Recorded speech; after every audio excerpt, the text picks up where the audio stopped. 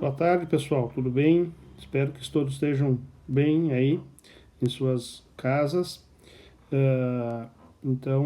Para dar início aí às atividades online, resolvi gravar um vídeo fazendo uma retomada aí da parte de radiciação e propriedades e concluindo a parte que estávamos estudando sobre as operações com radicais. Tá? Vamos lá então. Retomando aqui nesse primeiro slide, nós temos os elementos da raiz, né? Ou seja, o índice, o sinal de radical, né? Que indica que estamos falando de uma raiz, o radicando e quando tiver o expoente, que às vezes pode não estar escrito quando vale 1, e o resultado que então é a raiz. Muito bem. Mas o que significa, né, uma raiz? A raiz, então, é o que mesmo? É o número que, elevado ao índice, resulta no valor do radicando. Ou seja, por exemplo, se eu quero achar a raiz enésima de um número A e essa raiz vale B, isso é verdadeiro porque o B, quando elevado no índice, que era o N, resulta no valor de A, que era o radicando.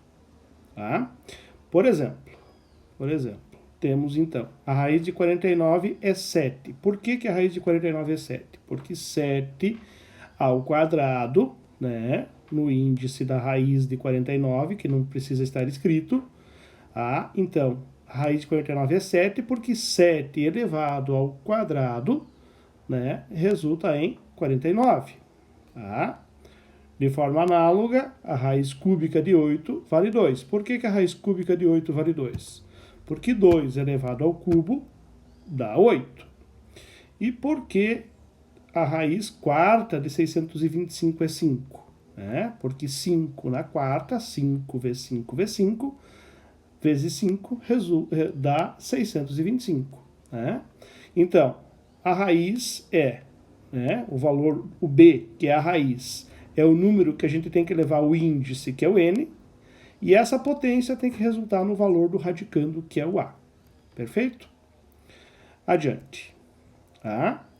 Então, retomando as propriedades que a gente já viu.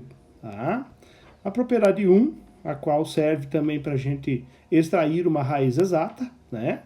Se nós temos uma raiz enésima e o radicando é uma potência com um expoente n, o resultado dessa raiz vai ser o valor da base dessa potência, que é o A. Ou seja, em resumo, a gente pode simplificar o n com o n. Por exemplo, a raiz sétima de 5 na 7 é igual a 5, pois a gente poderia simplificar o índice 7 com o expoente 7, então isto é válido. Aí, voltando para a raiz quadrada de 49, temos então a raiz quadrada, que não precisa estar escrito, e se a gente fatorar o 49, ele vale 7 ao quadrado. Portanto, raiz de 49, que é o mesmo que raiz de quadrada de 7 ao quadrado, simplificando o índice 2 com o expoente 2, temos o resultado 7. Ok? Propriedade 2. A propriedade 2 é aquela em que se o índice e o expoente do radicando tiverem um fator comum, genericamente esse fator comum está representado pela letra P, a gente pode simplificar índice e expoente do radicando por P. Então, resultando, se nós temos a raiz de índice n vezes P, com radicando A elevado na m vezes P, simplificando por P o índice e o expoente, vamos ter a raiz enésima de A elevado na m. Isso permite, por exemplo, os exemplos. Raiz 12ª de 5 elevado na oitava. Então, o índice 12 e o expoente 8, eles são ambos múltiplos de 4.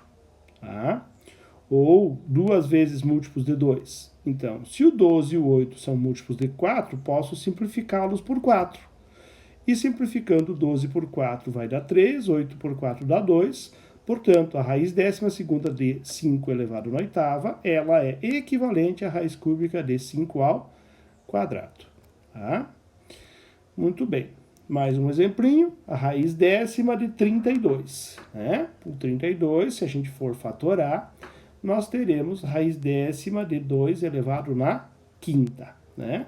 Ocorre que o 10 e o 5, ambos são múltiplos, né, de 5. Sendo múltiplos de 5, posso simplificá-los por 5.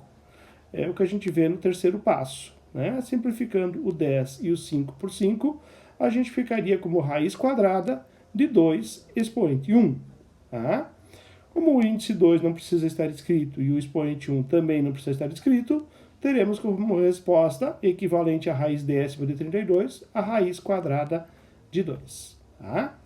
Propriedade muito usada quando podemos simplificar índice e expoente do radicando, a gente deve fazê-lo sempre. Tá? Muito bem. A propriedade 3 é a propriedade da raiz enésima de um produto. Né? Então, se eu tenho a raiz de um índice qualquer e o radicando é formado por um produto de 2 ou mais fatores, tá? Podemos abrir cada fator desses num radical. Tá? Então, genericamente, representamos aí a raiz enésima de A vezes B, e aí abrimos, então, na raiz enésima de A, que multiplica a raiz enésima de B. Tá? Isso permite alguns exemplos. Vamos ao primeiro exemplo. Primeiro exemplo, então, temos aqui a raiz cúbica de 5 que multiplica x ao quadrado. Né? Então, a raiz cúbica de 5x ao quadrado eu posso abrir em raiz cúbica de 5 e raiz cúbica de x ao quadrado. Cada um dos fatores a gente abriu num radical separado.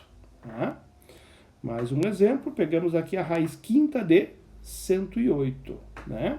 O 108, acho que a fatoração está aqui, sim, está aqui, ó, a fatoração do 108, ela é 2 ao quadrado que multiplica 3 ao cubo. Tá? Então, se nós temos um produto, né, 2 ao quadrado vezes 3 ao cubo, podemos reescrever isso como um produto de dois radicais. Tá? A raiz quinta de 2 ao quadrado que multiplica a raiz quinta de 3 ao cubo. Tá? Muito bem. E por último temos então a propriedade 4. Propriedade 4 temos então a raiz enésima de A sobre B. Tá?